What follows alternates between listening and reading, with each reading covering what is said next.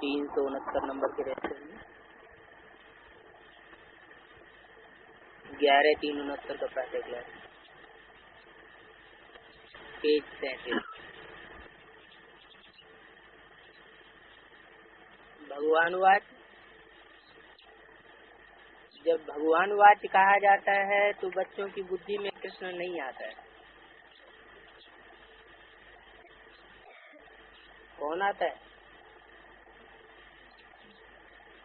भगवानुवाच माना कृष्ण बनाम ब्रह्मा भगवान नहीं है। बच्चों की बुद्धि में आ जाता है भगवान माना शिव बाप, और कोई की बुद्धि में नहीं आता है, बच्चों की बुद्धि में आता है। बच्चों की बुद्धि में शिव बाबा ही आता है। तो मूल बात है बाप का परिचय देना है, अम्मा का परिचय देना, ये मूल बात नहीं। मूल बात बाप का परिचय देना, क्योंकि बाप से ही वर्षा मिलता है, माँ से वर्षा नहीं मिलता है। तुम ऐसे नहीं कहेंगे हम शिव बाबा के फॉलोअर्स हैं, नहीं, हम तो शिव बाबा के बच्चे हैं। हमेशा आप उनको बच्चे समझो, और कोई को ये पता नहीं है कि वो बाप टीचर गुरु है। तुम बच्चों की ये पता है कि वो बाप भी है, टीचर भी है, और उसी एक रूप में गुरु भी है। तुम बच्चों में भी बहुत हैं जो भूल जाते हैं इस बात को, क्या कि वही एक रूप है जो बाप भी है, वर्षा देने वाला, टीचर भी है, एक्सप्लेन करने वाला, और गुरु भी है, सदगति करने वाला या साथ ले जाने वाला। ये याद रहे तो भी हो सौभाग्य। क्या याद रहे कि एक ही रूप से बाप भी है, टीचर भी है, और उसी रूप से सदगति करने वाला है। तुम उनको भूल जाते हो, उनको भूल जाते हो जो बाप भी है, टीचर भी है, सतगुरु है। इनको नहीं भूल जाते हो। इनको भूल जाते हो। इनको माना ब्रह्मा को, और उनको माना जो भविष्य में दूर बता दिया ना, उनको माना भविष्य में बाप टीचर सतगुरु के रूप में पार्ट बजाने वाला है, उनको भूल जाते हो। फिर लौकिक देह के संबंधी आ जाते हैं। वास्तव में तुम्हारी बुद्धि से और सभी निकल जानी चाहिए। तुम कहते हो तुमेव माता च पिता तुमेव, क्या कहते हो? तू ही मेरी माता, तू ही मेरा पिता। अगर दूसरे कोई याद आते हैं तो गोया तुम दुर्गति को पाते रहते हो। एक जो बताया बाप, टीचर और गुरु, वो एक ही रूप है, और उसे एक के अलावा अगर कोई दूसरा याद आया तो क्या पाए, कहाँ पाओगे, कहाँ उनकी गति होगी? दुर्गति। ये तो आत्मा की दुर्गति होती है। कैसी होती है दुर्गति?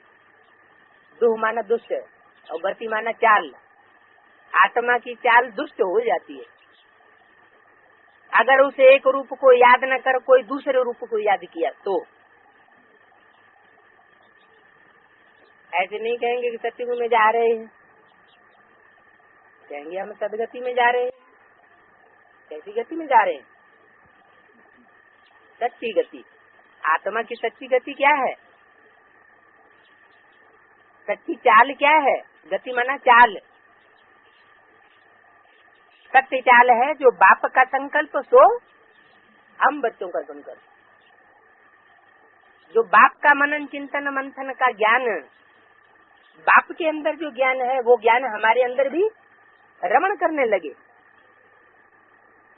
बाप के संकल्प से एक भी संकल्प हमारा विपरीत न चले तो वो हुई सदगति। तो ऐसे नहीं कहेंगे तुम हम सतयुग में जा रहे हैं, पहले कहाँ जा रहे हैं? पहले हम सदगति में जा रहे हैं कि पहले सतयुग में जा रहे हैं? पहले सदगति में जा रहे हैं। यानी हमारे पहले मन बुद्धि की चाल, गति माना चाल सत्य हो जाए। सत्य तो एक परमात्मा ही है। ये तो दुनिया में और कोई अभी सत्य नहीं है। लेकिन नंबरवार पुरुषार्थ अनुसार बच्चे सत्य गति को पाएंगे जरूर। देह अभिमान में हो तो दुर्गति हो जाती है। बाप में तो देह अभिमान है ही नहीं, देह ही नहीं है, तो बच्चों में भी देह अभिमान नहीं रहना चाहिए। जब दुर्गति हो जाती है तो कब नीचे कब ऊपर चढ़ते उतरते रहते हो, अप एंड डाउन होती रहती है स्टेज। कब आगे बढ़ते हो कब पीछे हटते हो, कब आत्मा में उमंग उल्लास आ जाता है और कब डल हो जाती है। देह अभिमान में आने से नीचे उतरते हो। अगर आत्माभिमानी होकर के रहो, बाप के पास कौन से बच्चे रह सकेंगे? जो पूरे आत्माभिमानी होंगे वो ही बच्चे बाप के पास रह सकेंगे। नहीं तो बीच में क्या होगा? बीच में टूट पड़ेंगे या भाग जाएंगे। देह अभिमानी होने से तुम ऊपर में चढ़ते हो, देही अभिमानी होने से। देह अभिमान में आने से नीचे गिर जाते हो। बहुत देह अभिमान में आते हैं, इसलिए बाबा हमेशा कहते हैं चार्ट रखो तो पता पड़े हम आगे बढ़ते हैं या पीछे हटते हैं। सारा मदार याद पर है। नीचे ऊपर होते ही रहते हैं, चलते चलते थक जाते हैं नीचे ऊपर होते होते। ज्यादा सीढ़ी उतरेंगे, ज्यादा चढ़ेंगे तो क्या होगा? थक जाएंगे।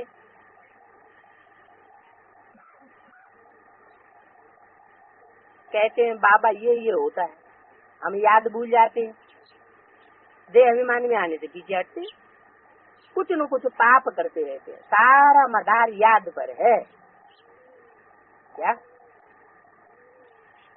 देह अभिमान में आने से पाप कैसे? कुछ न कुछ बाचा से ही उलट सुलट बोल देंगे, जिससे बाप की ग्लानि हो जाए तो पाप करते रहते हैं। सारा मदार याद पर है। याद से आयु बढ़ती है। याद की यात्रा ही मुख्य है, इसलिए योग अक्षर नामी ग्रामी है। ज्ञान की तो बहुत सहज सब्जेक्ट है। बहुत है जिनको ज्ञान भी नहीं है तो योग भी नहीं है। इससे तुम्हारा नुकसान बहुत होता है। किससे? अगर बुद्धि में ज्ञान भी नहीं है और योग माना बाबा से लगन लगाओ प्रीति नहीं है, बहुत नुकसान हो जाता है। बहुतों से मेहनत तो पहुंचती नहीं है। वो लोग गुरुओं की पिछाड़ी कितना पढ़ते हैं। कौन लोग? वो भक्त लोग, वो मनुष्य गुरुओं की पिछाड़ी कितना पढ़ते हैं। तुम्हारी बुद्धि अब कहती है गुरु तो जन्म जन्मांतर हमने किए और ही नीचे गिरते चले आए। ऐसा कोई मनुष्य नहीं होगा जिसने गुरु न किया हो। वास्तव में गुरु तो एक ही होता है सदगति के लिए।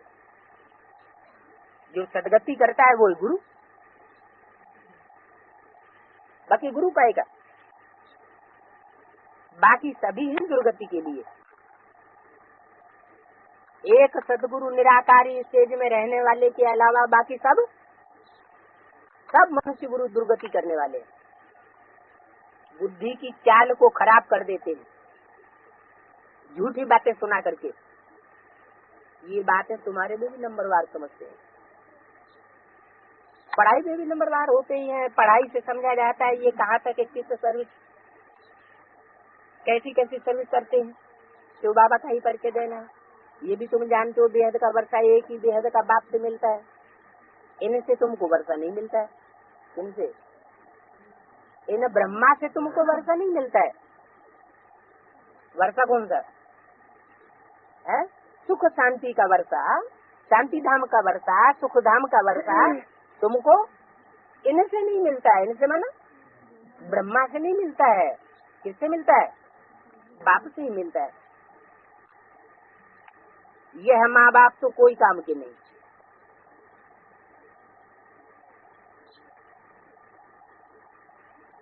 यह काम का है क्योंकि इनमें बाप आते हैं।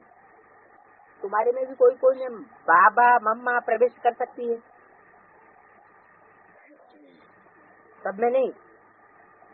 तुम्हारे में भी कोई कोई में बाबा मम्मा प्रवेश कर सकती है। मुख्य है ही माता पिता और तुम बच्चे। ये हुआ ईश्वरीय कुटुंब।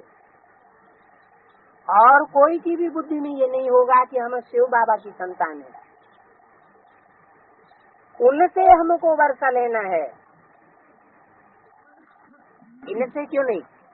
किसके तन में बैठ के बोल रहा है? ब्रह्मा के तन में बैठ के बोल रहा है। तो जब बाजू में ही बैठा हुआ है तो दूर क्यों कर दिया वर्षा देने वाले को? जरूर भविष्य का पार्ट है उसी ज्योति बिंदु का पार्ट जो ब्रह्मा के तन में बैठा बोल रहा है। क्या कहता है?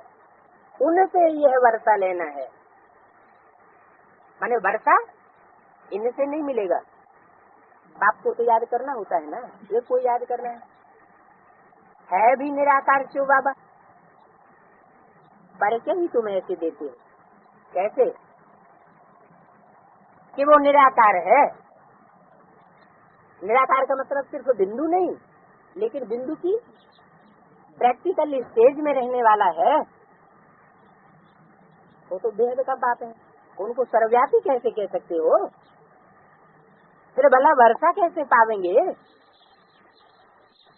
क्या सबसे वर्षा पावेंगे? सर्वव्यापी है तो सब बाप हो गए, लेकिन सबसे तो वर्षा नहीं मिलता। बाप तो एक ही होता है। न वर्षा पावेंगे न पावन बनेंगे। सर्वव्यापी होगा तो पावन बनेंगे? पावन बनेंगे कि पतित बनेंगे? सर्वव्यापी होगा तो सर्वव्यापी होने से तो विविचार हो जाएगा। विविचार दोष लगने से पतित बनेंगे, पावन बनेंगे। और ही पतित और ही नीचे गिरते चले जाएंगे। जैसे अनेक का संग हो गया। भीतर भीतर सबको भगवान मान करके उनके नजदीक पहुंचने की बात हो गई तो नीचे गिरते जाएंगे। अगर एक व्यापी समझेंगे तो अब विविचारी बनेंगे, पावन बनेंगे। तो सर्वव्यापी से न वर्षा पावेंगे न पावन बनेंगे। कैसे पावन बनेंगे? बन ही नहीं सकेंगे। बाप घड़ी घड़ी कहते हैं मन मना भाव, मुझे याद करो। ये कोई जानते नहीं है, कृष्ण को भी वास्तव में सभी नहीं मानते हैं। वो मोर मुकुटधारी प्रिंस यहाँ कैसे आवेगा? ये तो है बहुत ऊंचा ज्ञान। ऊंचे ज्ञान में जरूर थोड़ी डिफिकल्टी होगी, सहज भी बहुत है।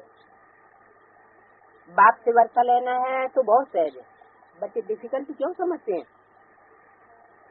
क्योंकि बाप को याद नहीं कर सकते हैं।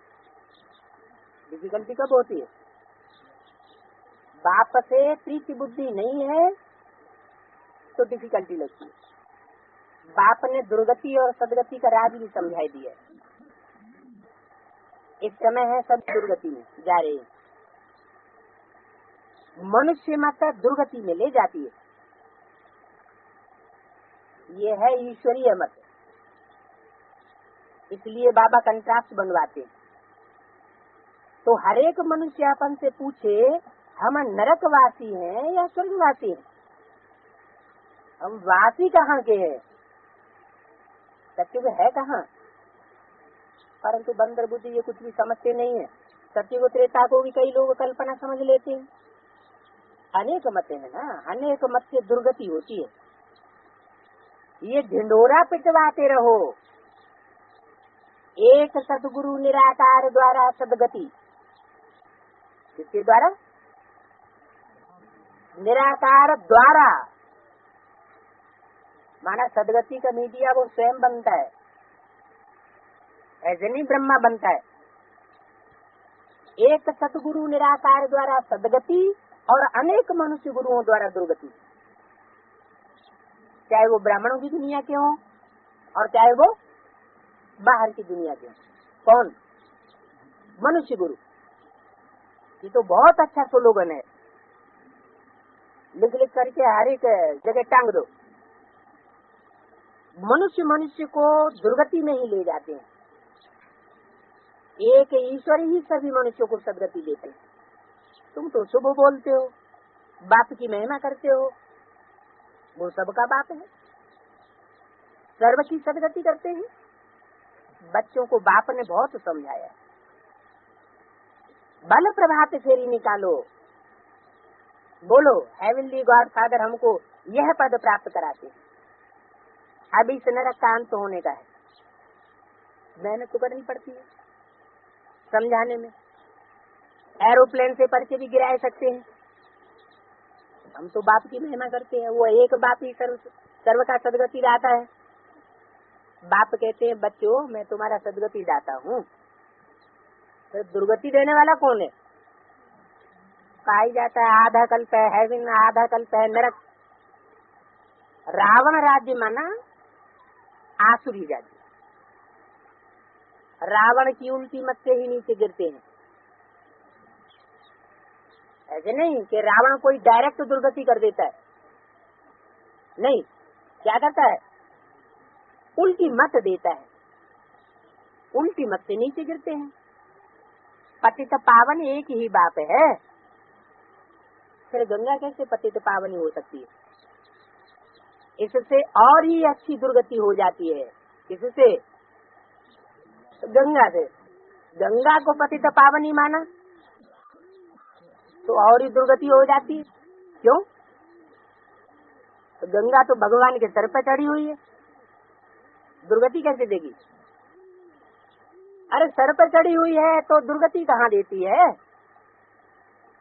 जो बहुत सर्विसेबल बच्चे हैं, बाप का घर बार धंधा दौरी संभालते हैं, बहुत सेवा करते हैं, तो बाप उनको प्यार से कूल्हे पर चढ़ा लेते हैं, सर पर चढ़ा लेते हैं। चंद्रमा भी सर पर चढ़ा हुआ है, गंगा भी सर पर चढ़ी हुई है, पार्वती नहीं चढ़ी हुई है। तो ज्यादा सेवादारी हैं, उनको बाप बहुत याद करते हैं, बहुत मान देते हैं। तो गंगा दुर्गति वाली हुई है सदगति वाली हुई? सर पर चढ़ी हुई है बाप के, तो जरूर है उस समय सदगति देने, क्योंकि बाप से कनेक्शन है। और जब सर से नीचे उतर जाती है, औरों से कनेक्शन जुट जाता है, नदी नाले से संपर्क संबंध जुट जाता है, तो नदी क्या बन जाती है? नाला बन जाती है। बाप से संबंध संपर्क जुटा हुआ है प्रैक्टिकल में, तो गंगा पतित पावनी। और अगर संबंध टूटा हुआ है, औरों से जुड़ा हुआ है, बाप से टूटा हुआ है, तो नदी नाला बन जाती है। इसलिए बोला कि गंगा से और ही उल्टी दुर्गति हो जाती है। अगर पतित पावनी समझा तो सीढ़ी में भी कितना लिखे और कितना लिखे, कितना लिखा हुआ है। मुख्य बात तो एक ही है, हम बाप से विश्व के मालिक बन रहे हैं। इस पुरानी शरीर से भी मोह निकलना है। अगर बगुले इकट्ठे होंगे तो मोह निकलेगा कैसे? इकट्ठे रहना बड़ा मुश्किल हो जाता है।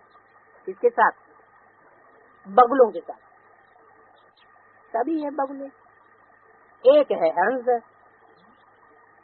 इस कलयुगी दुनिया में तो सभी बगुले हैं, एक है हंस। तो क्या इशारा मिला? हंस बगुले इकट्ठे न रह सकें, यही तो बात बता रहे हैं। एक है हंस, बाकी सभी है बगुले। हंस और बगुले इकट्ठे रह न सके तो मतलब क्या हुआ है? हंस बनेंगे कैसे? बगुलों के साथ रहे पड़े हैं। हाँ, हंस बगुले इकट्ठे होंगे तो मोह कैसे निकलेगा? क्योंकि संग का रंग तो उनका लगता रहेगा। तो वो बगुले उनको चुग चुग करते रहते हैं। हर एक सर्कमस्टांसेस भी देखे जाते हैं। पोता मिल पूछा जाता है तुम कितना कमाते हो? हिम्मत है अपना शरीर निर्वाह आते ही कर सकते हो, तो फिर झंझट में क्यों फंसे? काहे के लिए? काहे की झंझट में? कौन सी झंझट में? धंधा धोरी की झंझट में, जिस दुनियावी धंधा धोरी में बगलों का संग करना पड़ता है। इससे पहले भी मुरली में बताया, किसी के पास इतना पैसा है कि ब्याज मिलता रहे, रोटी तो ऊपर खाते रहे, तो क्यों झंझट में फंसे? पेट कोई बहुत थोड़ा ही खाता है, कितना खाता है? पेट तो 2 ही रोटी खाता है। बहुत में बहुत करके 30 रुपया पेट के लिए बहुत काफी है। अच्छा, महंगाई भत्ता जोड़ दे, तो 68 की वाणी है, महंगाई भत्ता तो जोड़ना पड़ेगा ना। महंगाई भत्ता जोड़ दो। 1 पाव आटे में कितना खर्च आता है? 2 रुपया। नमक डाल दो, जिंदा रहेंगे कि नहीं? मर जाएंगे? जिंदा जरूर रहेंगे। तो उस समय बोला 30 रुपया, 1 रुपया, अभी महंगाई जोड़ दो 2 रुपया। तो बहुत में बहुत करके 30 रुपया पेट के लिए। एक तो 69 की वाणी, 68 में ओरिजिनल चली थी। 30 रुपया पेट के लिए बिल्कुल काफी है। 1 रुपया रोज, बल्कि होना तो चाहिए 8 आना है। हाँ, पाव भर आटा, उस समय तो आटा ही 2 रुपया था, 1.5 रुपया। सिर्फ दूध और चाय की आदत छोड़ दें, 8 आने में भी काम चल सकता है। फ्रूट चाहिए, यह चाहिए, तो फिर पैसे भी चाहिए। पेट के लिए 2 रोटी 8 आना काफी है। कोई सपूत बच्चा 1 दिन रोटी बनाए, खाए और दिखावे, क्या कहा? 69, 68 में कोई सपूत बच्चा ऐसा निकले जो इतने में ही अपना खर्चा निकाल के दिखाए। एक सब्जी सस्ते में सस्ती बनाओ। क्या सस्ते में सस्ती का मतलब ये नहीं सड़ी गली उठा लाओ। सड़ी गली सब्जी की बात नहीं, मार्केट में जरूर कोई न कोई सब्जी सीजन की सस्ती होती है? हाँ, तो एक सब्जी सस्ते में सस्ती बनाओ और 2-3 बेले के लिए एक ही सब्जी बनाओ। ऐसे नहीं कि अभी एक सब्जी तो दूसरे टाइम दूसरी सब्जी, तीसरे दिन दूसरी सब्जी। फिर तो सस्ते में सस्ती सब्जी से काम नहीं चलेगा। मार्केट में तो एक ही सब्जी सस्ती होती है और तुम्हें रोज नई सब्जी चाहिए, तो सस्ती सब्जी तो नहीं ला सकेंगे। फिर तो 2, 4, 8 दिन के लिए लाएंगे तो 8 सब्जियां लानी पड़ेंगी, फिर तो ये नियम चल नहीं सकेगा। तो मार्केट से सस्ते में सस्ती सब्जी इकट्ठी उठा लाओ है, और जब तक दूसरा मार्केट लगे तब तक वही सब्जी। हाँ, एक ही सब्जी बनाओ, रोटी बना दो, इसको बासी थोड़े ही कहेंगे। मुसाफिरी पर 4-4 दिनों का भी भोजन ले जाते हैं ना, पेट में तो सभी ठंडी हो जाती है। इसमें कोई नुकसान की बात नहीं है। कोई भी बात पर हिर जाने से फिर कुछ भी हो सकता है। नेचर क्योर वाले कच्ची सब्जी खाने पर हिर जाते हैं। पेट तो सिर्फ 8 आना चाहता है, बस रोटी खाई और कोई फुर्रा नहीं। फिर भी प्रण कर देना चाहिए, हमको तो एक बाप को याद करना है, जिससे सभी विकर्म विनाश हो जाए। इसका मतलब ये नहीं है कि धंधा आदि नहीं करना है। क्या एक बाप की याद में बैठ जाएंगे हाथ पांव बांध करके, कोई धंधा नहीं करेंगे?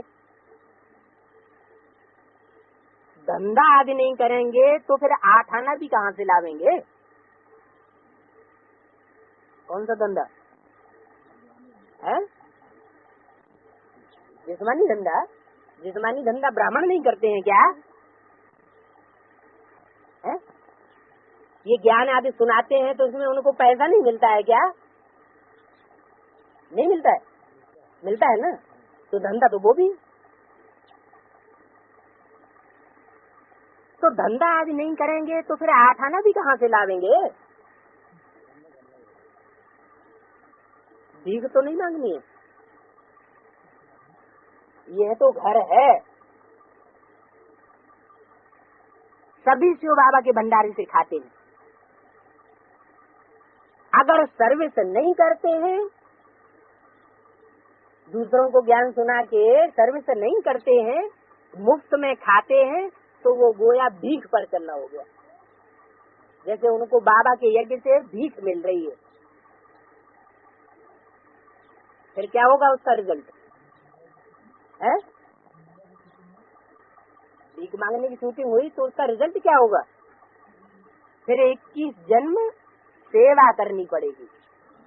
जिसकी भीख पर चले हैं उसकी क्या करनी पड़ेगी? दास-दासी बन करके रहना पड़ेगा। राजा से लेकर रंक तक यहाँ भी हैं तो वहाँ भी हैं, परंतु वहाँ सदैव सुखी सुख है और यहाँ सदैव दुख है। नंबरवार पोजीशन तो होती है ना।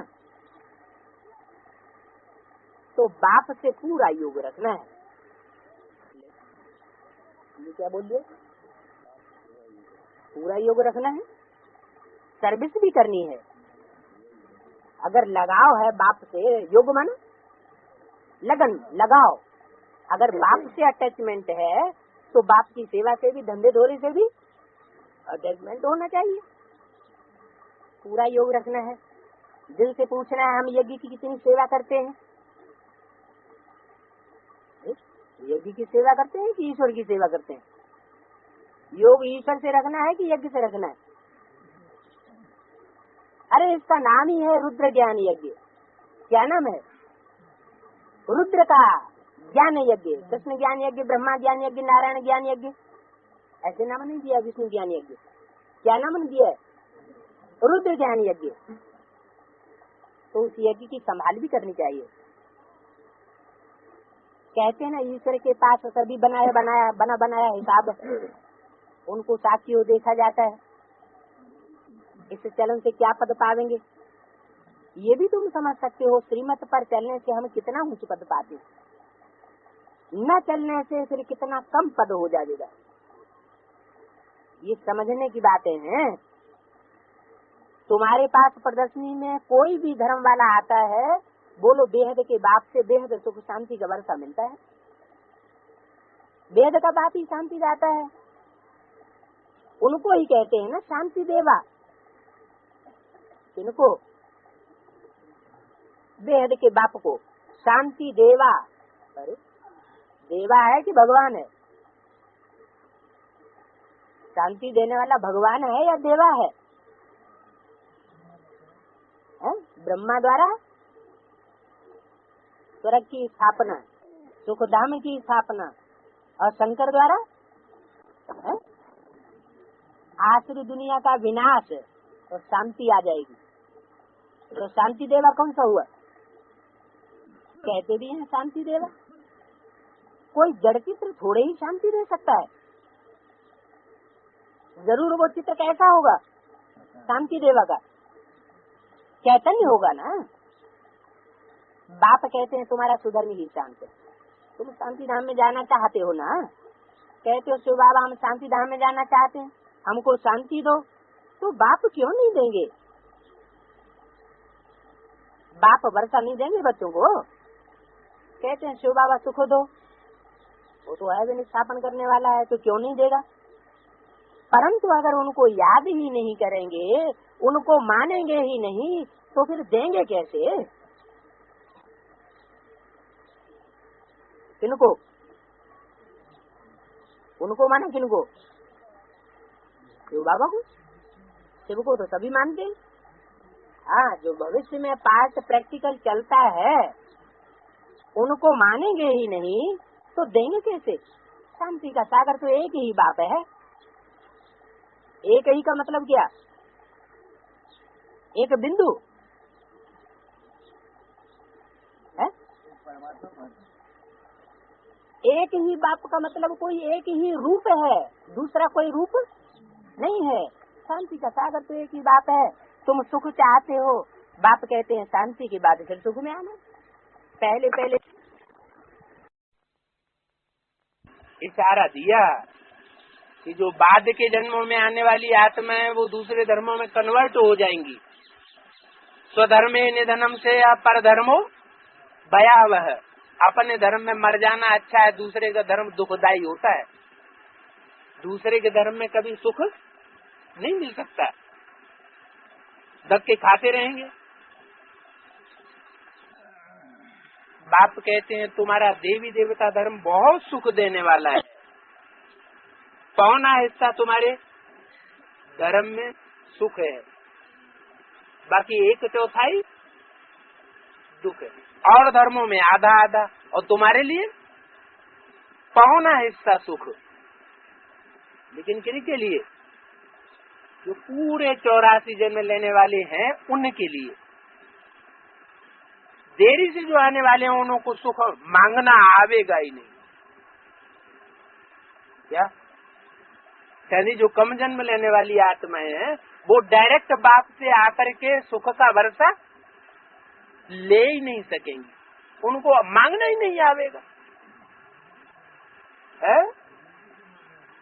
बिंदु से सिर्फ बिंदु से न शांति मिलती है न सुख मिलता है। वो भी साकार में आकर शांति देवा बनता है और सुखदाता भी बनता है। तो जिनको सुख मांगना आवेगा ही नहीं वो मुक्ति ही मांगेंगे। हमें कुछ नहीं चाहिए, हमें तो निल चाहिए, शांति चाहिए। क्या चाहिए? शांति धाम। पहले तो सभी मुक्ति में जाएंगे, वहां तो सुखी होगा। कहाँ? स्वर्ग में। मुक्ति धाम में तो सुख नहीं होगा। तुम जानते हो हम मुक्ति धाम में जाए फिर जीवन मुक्ति में आवेंगे, और बाकी सभी चले जाएंगे मुक्ति धाम। इसको कयामत का समय कहा जाता है। सभी का हिसाब किताब चुकतू होता है। क्या हिसाब किताब? कर्मों का 63 जन्मों के हिसाब किताब जिसके जिसके साथ हैं वो सब चुकतू होंगे।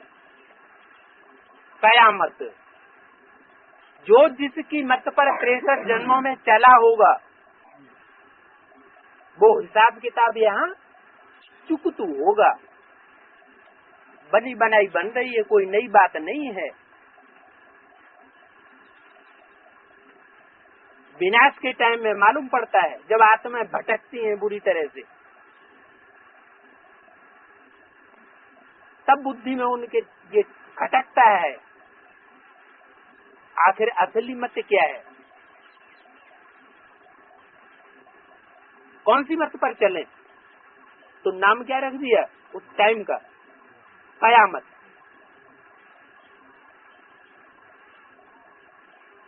सभी का हिसाब किताब चुकतू होगा। जानवर का भी हिसाब किताब चुकतू होता है ना। कोई तो राजाओं के पास रहते हैं, उन जानवरों की कितनी संभाल होती है। क्या? हाँ, यहाँ पढ़ाई किसको रहे? जानवरों को पढ़ाए रहे हैं कि मनुष्यों को पढ़ाए रहे हैं? हाँ, पढ़ाए तो रहे हैं मनुष्यों को। ब्राह्मण तो मनुष्य ही होते हैं, लेकिन बताया कि कोई जानवर बुद्धि होते हैं। उन जानवर बुद्धि में भी ऐसे ऐसे होते हैं कि समझ ही नहीं सकते आखिर क्या मत है, असली मत क्या है। तो नहीं समझ सकते हैं तो कौन सी बुद्धि हुए? जानवर बुद्धि। लेकिन कोई कोई जानवरों में भी ऐसे होते हैं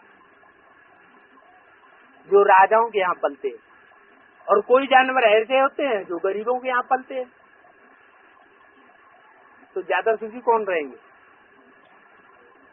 जो बड़ा राजा के यहाँ पलेगा वो तो ज्यादा सुखी रहेगा ना।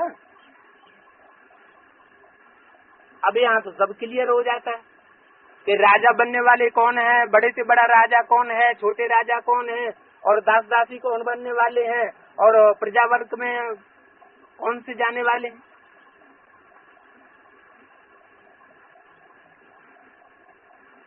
तो रेस के घोड़े होते हैं, उनकी देखो कितनी कमाल होती है। वो तो स्थूल घोड़ों की बात हुई, जानवरों की बात कहाँ की है? यहाँ भी ब्राह्मणों की दुनिया में भी घुड़सवार है, पुरुषार्थ में दौड़ने में बहुत तीखे है, फट से कभी पीछे हटते हैं, कभी आगे बढ़ जाते हैं। क्योंकि घोड़े तीखे होंगे तो कमाई अच्छी होगी ना, धनी जरूर प्यार करेगा। तो ये भी ड्रामा में नूद है क्या? कोई कोई जानवर बुद्धि भी ऐसे होते हैं जिनकी बहुत संभाल की जाती है? हाँ, ये कंट्रास्ट बताया है। कोई महारथी हाथी सवार, उनको हाथी बताई दिया, कोई घुड़सवार, उनको घोड़ा बताई दिया, कोई प्यादे पैदल ही दौड़ने वाले, उनको कोई साधन ही नहीं दिया जाता, कोई महावीर। तो ये सब ड्रामा में नूद है, वहां तो ये सब होते ही नहीं है। ये रेस आदि बाद में शुरू होती है। तो ये सारा बना बनाया खेल है। सृष्टि के आदि में अंत को भी तुम अभी जान गए हो। आदि में बहुत थोड़े मनुष्य होंगे, हम ही विश्व पर राज्य करते रहेंगे। हर एक समझ सकते हैं हम यह बन सकते हैं व नहीं बन सकते हैं, हम बहुतों का कल्याण करते हैं नहीं करते, इसमें मेहनत करनी पड़े। जबकि बाप मिला है, बाकी तो सभी हैं अंधे की औलाद अंधे, वो तो आपस में लड़ते झगड़ते रहेंगे। कौन है? जो अंधे की औलाद अंधे हैं, अंधे को फॉलो करने वाले हैं, वो क्या करेंगे? वो लड़ते झगड़ते रहें। लड़ने झगड़ने में ही अपनी बुद्धि का सारा पावर खत्म कर देंगे। और तुम हो सोजरी की औलाद, बाप तो तुमको लड़ने झगड़ने नहीं देगा, तो वो आपस में लड़ते झगड़ते रहेंगे। विनाश के लिए देखो क्या क्या सुनाते रहते।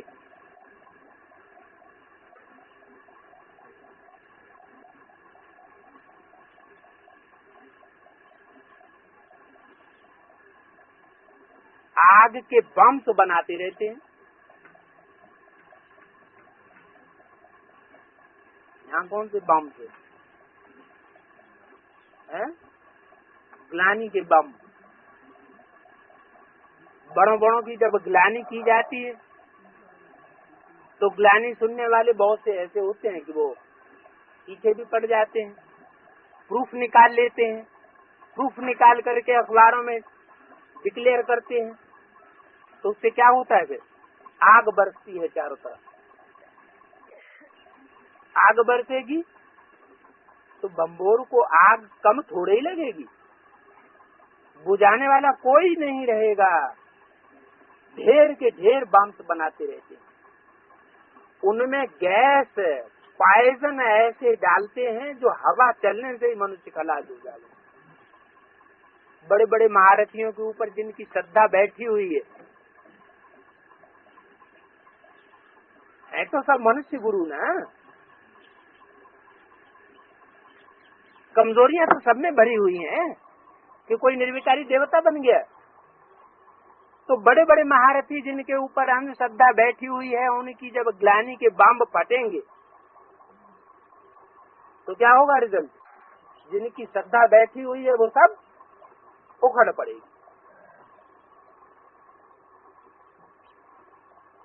तो गैस पॉइजन ऐसी डालते हैं जो हवा चलने से ही मनुष्य खलास हो जाएंगे। जैसे हवा उड़ती है तो गैस चारों तरफ फैलती है, वो ग्लानि चारों तरफ फैलेगी और जो उनके ऊपर श्रद्धा विश्वास रखने वाले हैं वो सब टूट पड़ेंगे। मौत तो सामने खड़ा हुआ है, इसलिए बाप कहते हैं वर्षा लेना हो तो ले लो, अभी मेहनत करो, टू मच धंधा आज में मत जाओ। क्या कहा? धंधा भी उतना ही करो जिससे पेट पूर्ति हो जाए, पेट भरा रहे। बाकी तो बाप की याद से ही पावर सारी मिलती है। कितना चिंतन रखना पड़ता है। बाबा ने इनको कैसे छुड़ा दिया। बड़े बड़े व्यापारी भी जेल में जाते रहते हैं,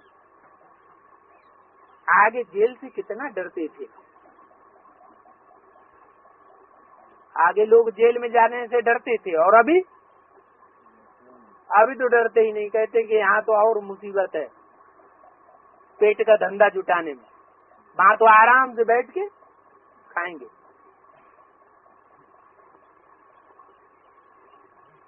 है? आगे तो जेल में जाने से डरते थे। तो ये छी दुनिया है ना। अभी तुम बच्चों को बाप को याद करना है तो विघ्न विनाश हो जाए और बाप से वर्षा ले में, बहुत प्यार से याद करना है। ये देखने से ही दिल खुश हो जाएंगे। ये हमारा अहम ऑब्जेक्ट है। बल पूजा करते थे, परंतु ये थोड़ा ही पता था कि हमें यह बन सकते हैं। क्या? जिनको देखने से दिल खुश हो जाती है लक्ष्मी नारायण को, वो हम बन सकते हैं, ये थोड़ा ही पता था पहले। कल पुजारी आज पूज्य बन गए। बाबा आया तो पूजा छोड़ दी। विनाश और स्थापना का साक्षात्कार कराया ना। हम विश्व के मालिक बनते हैं, ये सभी खत्म होने का है। फिर हम क्यों न बाप को याद करें। अंदर में से बाप की ही महिमा गाते रहना चाहिए। बाबा आप कितने मीठे हो, तुम जानते हो। वो हम सभी आत्माओं का बाप है, उनसे ये वर्षा मिलता है। हम भक्ति मार्ग में भी उनको याद करते थे।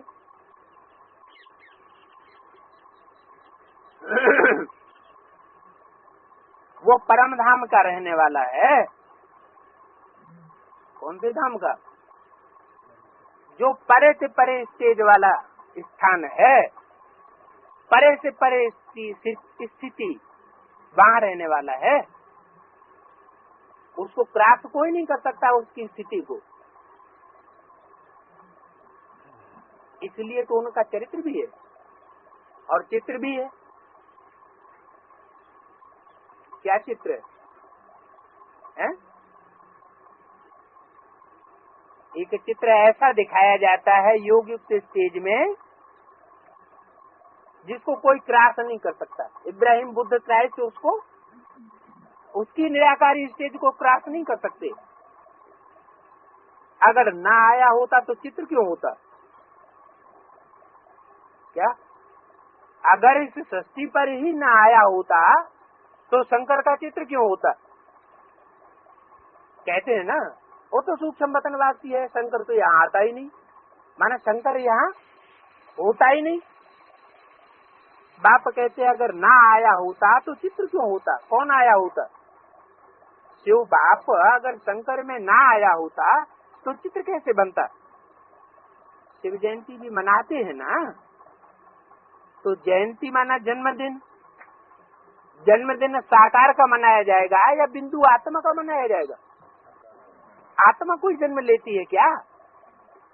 गर्भ में भी आत्मा प्रवेश करती है तो जन्मदिन मनाया जाता है क्या? प्रवेश करने से थोड़ा ही मनाया जाता है। जरूर कोई साकार शरीर के द्वारा बच्चा प्रत्यक्ष होता है तो जन्मदिन मनाया जाता है। तो परमात्मा भी कोई साकार शरीर के द्वारा संसार में प्रत्यक्ष होता है तो जयंती मनाते हैं। उनको कहा जाता है परमात्मा। बाकी तो सभी को मनुष्य कहा जाता है। मनुष्य माने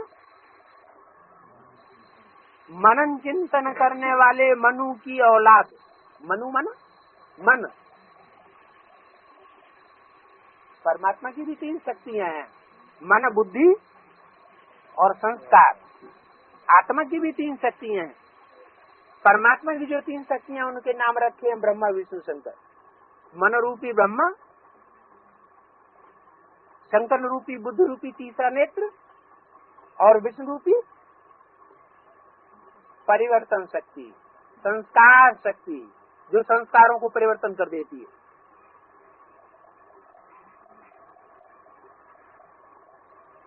तो वो है परमात्मा, और बाकी सभी है मनुष्य। मनुष्य माना मनु की औलाद। आदि सनातन एक ही देवी देवता धर्म था, पीछे और धर्म हुए। तो ऐसे बाप को कितना प्यार से याद करना चाहिए। भक्ति मार्ग में तो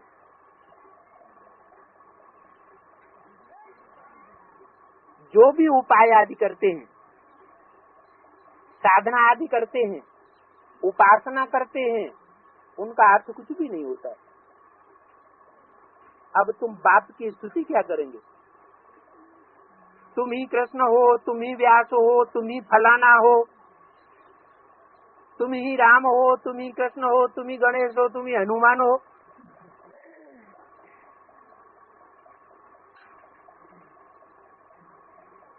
तो ये ग्लानि हुई या स्तुति हुई?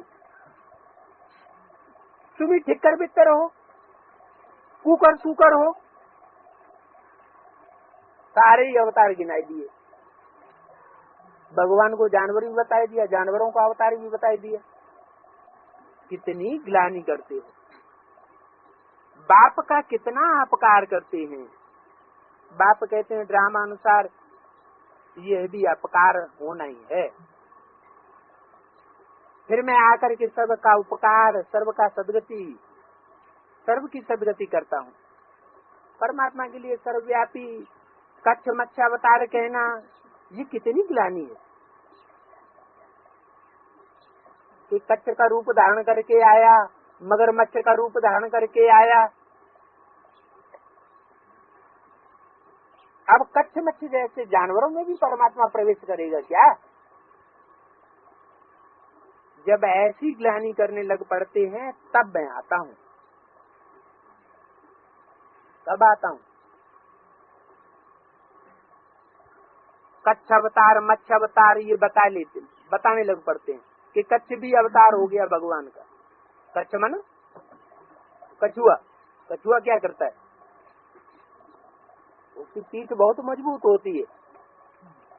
क्या भगवान ने उसको इतनी ताकत दे दी ब्रह्मा के तन में आकर के, तो उसकी पीठ बहुत मजबूत हो गई। उसकी पीठ पर लठ बजता रहे, कोई उसका असर नहीं होगा।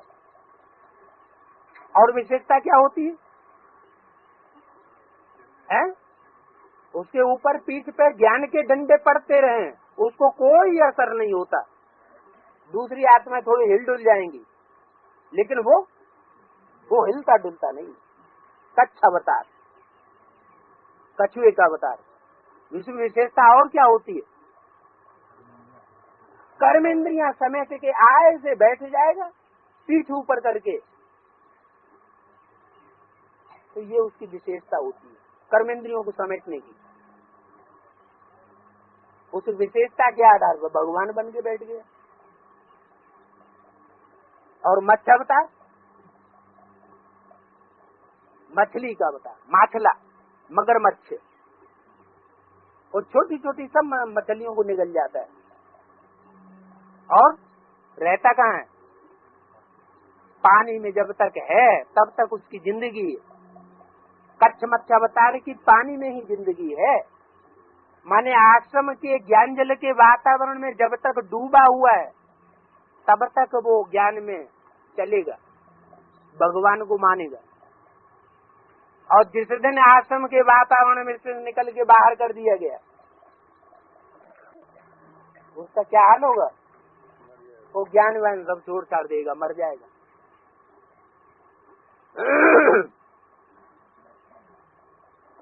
तो भगवान को कच्ची मच्छी अवतार कहना ये कितनी ग्लानि है। अब ऐसी ग्लानि करने लग पड़ते हैं, तब मैं आता हूँ।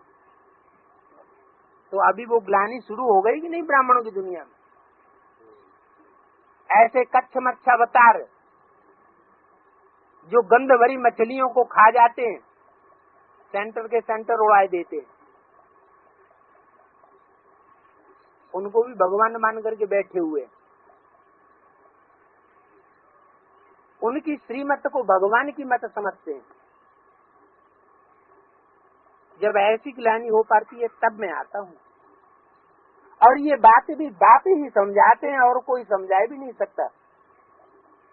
क्या कि शास्त्रों में ये कच्छ मच्छी अवतार किसकी यादगार है।